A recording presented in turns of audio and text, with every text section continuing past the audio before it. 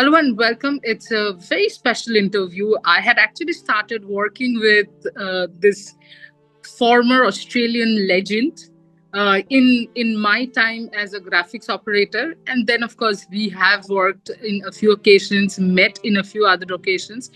But today I actually want to ask her just a few days before the World Cup, obviously on the Australian mentality. First of all, welcome, Risa Sthalekar. First question. In India, the World Cup after 12 years, a lot has changed.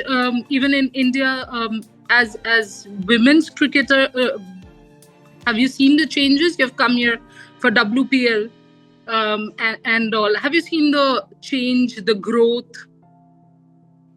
Yeah, certainly since the last 50 over World Cup was played in India in 2013. The game has come in leaps and bounds. What the game has been able to achieve is amazing, and probably highlighted in 2020 with the T20 World Cup at the MCG and 86,000 coming in. Unfortunately, COVID probably stopped or put the brakes on the growth of the game. And since then, because of domestic competitions, whether it be the 100, Big Bash, and now the Women's Premier League, especially in India, it is certainly a place that loves the game and follows good cricket, regardless if it's men's, women's, underage, state, club cricket. People are that passionate about it. So as a cricketer, it's pretty special to play the pinnacle of women's cricket in a place that appreciates the game. Of course, it will be, the moment everyone speaks about Australia, it is about the winning mentality. It is about the ruthlessness. What makes the Australian mindset so unique compared to the rest? I guess there's an expectation to win and a habit of winning. That's the other thing. I came and there have been occasions when we've lost World Cups. I came in off the back of New Zealand beating Australia in the 2000 World Cup. And then there was a period of dominance for 5-6 years. And then 2009, we didn't win, but then that kicked us on to go through a period. And obviously the Australian team not making the finals of the last T20 World Cup in Dubai, I have a sense that that's going to kick this group on even more. And they're going about trying to create another record that hasn't been set for 36 years to win back-to-back titles.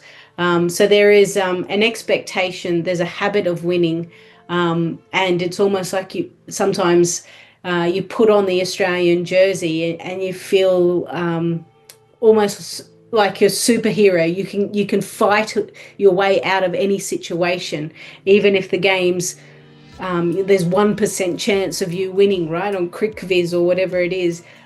There is still hope, and I think the belief that the Australian players have is that they can still find a way to win that game of cricket. Yeah, as you said, for example, when the India-Australia series was going on, whether it be the first game or the last game, there was a time when India was kind of ahead of the game. So what is the talk generally? We have seen Aliza Healy get the players together and just have a chat. What is it generally that is spoken about in such situations? Because Australia surely makes a comeback right after that. Yeah, there's a belief that if you can stay and compete with a team long enough, there'll be an opening, and it's up to you if you can create that opportunity and then take it. So you've got to try and stick with the opposition as much as possible. So if, for instance, Smriti Mandana, that game gets away to a flyer, well, there'll be an opportunity that she gives you. Now, are you good enough and sharp enough to take it? Because if you are, then it opens up the game. The middle order comes in, one wicket brings two. We know all of the catchphrases that commentators say, but there is that belief that something might go your way, but you still have to believe that it can. And probably Harman being injured and stopping the game enabled those conversations and everyone just to take a breath. We know, as a player, we used to, if you're on top and you're bowling, rush through the overs as quick as possible, so that before you know it, the opposition looks at the scoreboard and there's less overs left to chase or to set a total. And on the flip side, if you're getting hammered, slow things down, don't play to their tempo. So all of those things are the tricks of the trade that these professional cricketers know, but it's about being able to recognise it in a highly pressured situation and then being able to react and act accordingly. And that's what the Australian team has done in the past really well. There have been occasions where a player has gotten on top of them. Annika Bosch in the semi-final in the T20 World Cup in Dubai, Harmanpreet Kaur in 2017, that semi-final. There have been times where the Australians have been pushed and they didn't have the answers. What do you think about the Australian squad? Are you happy with the way they have shaped up? Do you think it's a well-balanced squad? Yeah, really well-balanced, good mix of experience and youth. I think they've got all bowling facets really sorted, except for probably a left arm seamer. That's the only thing that they're missing. But they've got all aspects covered. Even though some girls will be playing their first 50 over World Cup, they've had experience already playing in T20 World Cups on the pressure stage. I think that whilst there's a number of domestic competitions going on now, T20 competitions around the world, I still feel the WBBL is the hardest from a competitive point of view. It may not be the most marketable, it may not be the most followed domestic T20 competition, but I would say the quality of every side is good depth. So as a cricketer, you get challenged a lot more. You get put into difficult situations and you've got to figure yourself out. And that's why I feel like our younger players, they come into the Australian team and they're able to have an impact straight away. It's not finding your feet at international cricket. A Georgia Vole is a prime example. Phoebe Litchfield is another one. Absolutely. You actually named all the young guns. So if I have to ask you, the players that you are going to, really watch out for from the Australian squad as of now, I'll go to the other squads. Yeah. Look, I think Phoebe Litchfield will have a really big impact. She's already shown what she can do, and obviously had a little bit of a quad niggle after the first one-day international against India. But I think being a left-hander, her switch hitting, her ability to play spin, and then she's up the other end with one of the old guns, Elisa Healy, who tries to almost bully the opposition out of the attack within the power play. I think it's a wonderful little combination, and if they can get things going, then they set up a beautiful platform for the rest to play as freely as they do. But we've seen if they don't get off to a good start, you've at least got senior players to understand. So Phoebe is someone that I'm looking forward to.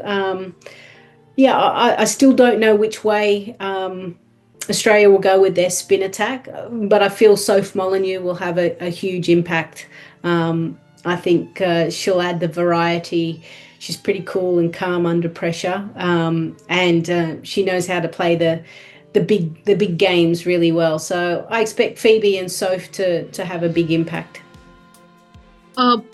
So subcontinent pitches, of course, is supposed to assist spinners. So as a spinner, when you came to the Indian soil for tools, was there anything specific that you would keep in mind or the spinner should keep in mind while bowling? Well, I remember CCI, Bradman Stadium, it was pretty much a road, right? And it was carpet outfield and you hit it off the square and off it went. So if it found the gap, good luck. I think I remember one game, might have been Susie Bates, she just defended it into the gap and it went for 4. So I think what people think about Indian pitches isn't really there anymore. I don't think they're ragging turners. Test cricket, maybe, yeah, absolutely. But we're talking about white ball, the premier event for the women's game, and we saw the last ODI, 412 to 360 odd. So, I mean, good luck to any bowler, let alone a spinner, right? So, Yeah. so I think for the spinners there, you may get the ball to turn, you may not. And if you don't, you've got to think of ways of just getting it out of the arc, finding ways of just missing the middle of the bat. At the end of the day, that's all you need to do. Miss the middle of the bat, outside edge, top edge, then you're in with a chance. Also, the dew could be a factor at this time. So, how do you kind of negate that, or how do you kind of, because gripping becomes an issue with the dew and all? I think you just have to, players hopefully are training with a wet ball. It's something that we've tried to do in WPL, like almost dipping the ball into the bucket and getting an idea of, okay, or how can I grip it when it's a little bit slippery, and how am I able to still be effective? I'd like to think that all of these teams now have played enough over in those conditions, and they've played a lot more night games. So whereas when we started playing, it was a real rarity. I think the first game I played would have been in Vizag in 2012. And everyone even throwing the ball into the boundary, the ball was flying, wasn't going anywhere near the keeper. Just something that was so unique, and we'd never experienced it, whereas the game has moved on a lot now. So no doubt those players have got some little tricks of the trade to be able to cope with those conditions. From Australia to let's talk about the other sides a little. If I have to ask you the batters you're say looking out for from other teams. Yeah, well, I mean, there's a lot of experienced players. I think Marizan Cap Woolvart will be a key, but Tasman Brits has done well over the last cycle. I guess I'm looking forward to probably, I get a sense that this World Cup may be the last for a number of players in the 50 over competition, which will be sad to see them go, but everyone has their time and place. But it's that next generation putting up their hands. So, I mentioned a Phoebe Litchfield, Izzy Gaze scored 100 in a warm-up game. Even Eden Carson from an off-spinning point of view, I'm looking forward to seeing her. So there are a number of younger players who are not well known as much, but I think they can create this World Cup as their own and make it really special. Your top four? Top four. It's tough. It's really tough. So Australia, India, and then for me, it becomes out of South Africa, New Zealand, and England. England, obviously, there's a lot of changes that have occurred, and I think they rely very heavily on a Nat Sciver-Brunt and Heather Knight. So if those two were to get going, then absolutely England are in. If they don't get going, England will hope that Danny White or Bouchier or Sophia Dunkley steps up from a batting point of view, but I don't know how consistently they can do it yet. So I probably put them just outside England at the moment. So then I go New Zealand and South Africa. South Africa. Okay. If you had to kind of talk about the Indian crowd, because in WPL you have seen the Indian crowd, how they kind of enjoy. What are the expectations from the Indian crowd? Especially Divai Patil is a venue that it's almost like a women's cricket venue in the country. Oh, look, I guaranteed Indian fixtures absolute sellout. However, I hope that they come and watch, and hopefully because of the WPL, there'll be fans of an Elise Perry because she played for RCB, and there'll be fans of Marizan Cap because she plays for Delhi. So I'm hoping those fans come out and watch those stars, even though India may not be taking place. It's a great opportunity, and it's something like the Women's Football World Cup that happened here in Australia a couple of years ago. I didn't get to see Australia play a match, but I wanted to be part of a major women's sporting event.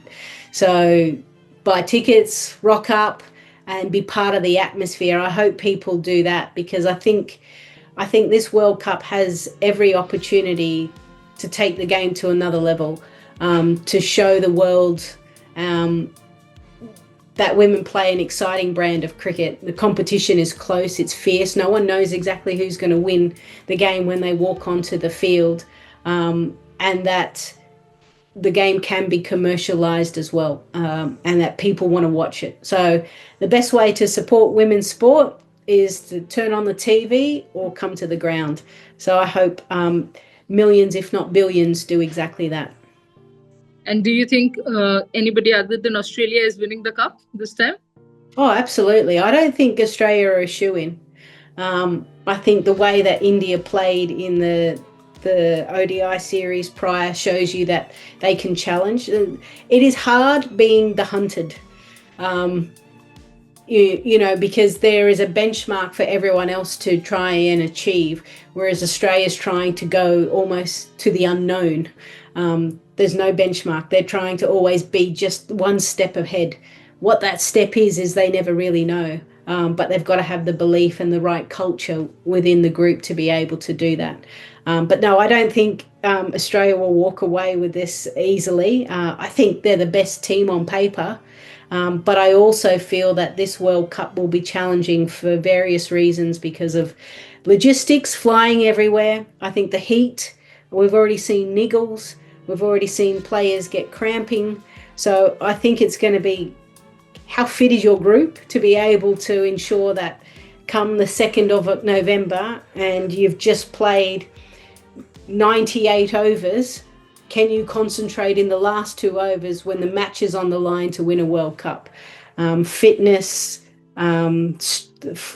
strength from a mental point of view will come into all of that. So I think it's going to be whoever can survive this grueling month, because a World Cup is certainly not easy to win. Thank you so much. This was such a nice complete lesson. Talking to you, of course, is always fun. Hope to catch up with you soon. Take care and thank you again. Thank you so much. No worries.